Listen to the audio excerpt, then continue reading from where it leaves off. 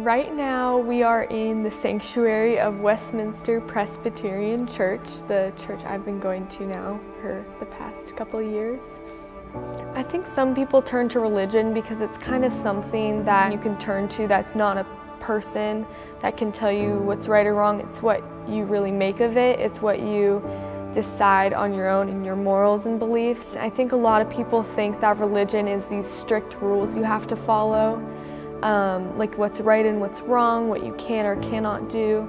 And I think a lot of people are afraid to be religious, or maybe are just not as religious as they are because they're afraid of being told that what they're doing is wrong.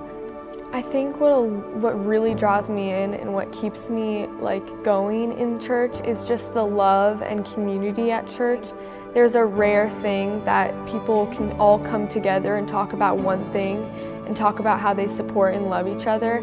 I think it's really hard to find that and just find that support and connection between everyone, especially nowadays. I think everyone's so spread apart. I love church because everyone can come together, especially all different age groups. I think it's really an amazing place to get to know new people and just support each other no matter what.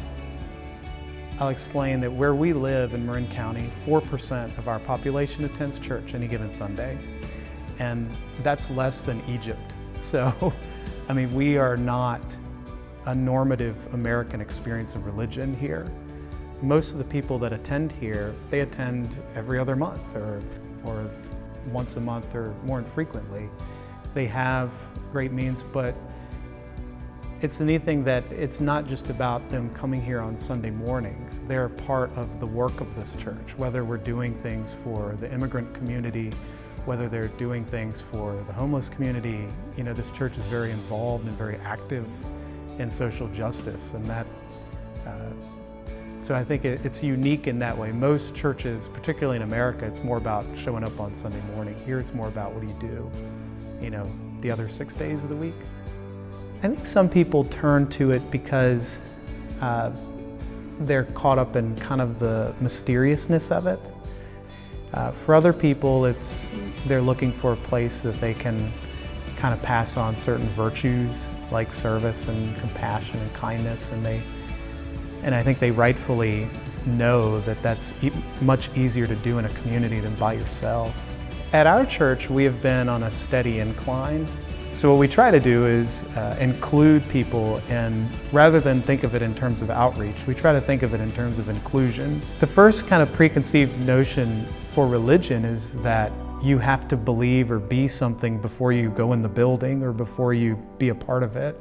And I can't think of any that do that.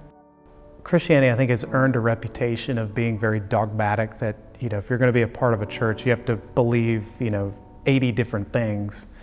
And the reality is nobody in that building believes all 80 things.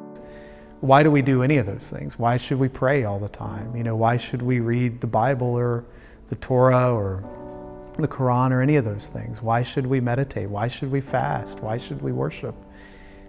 Life comes at you fast, and you don't have time to react. Or you don't have time to think about it. You just have to react.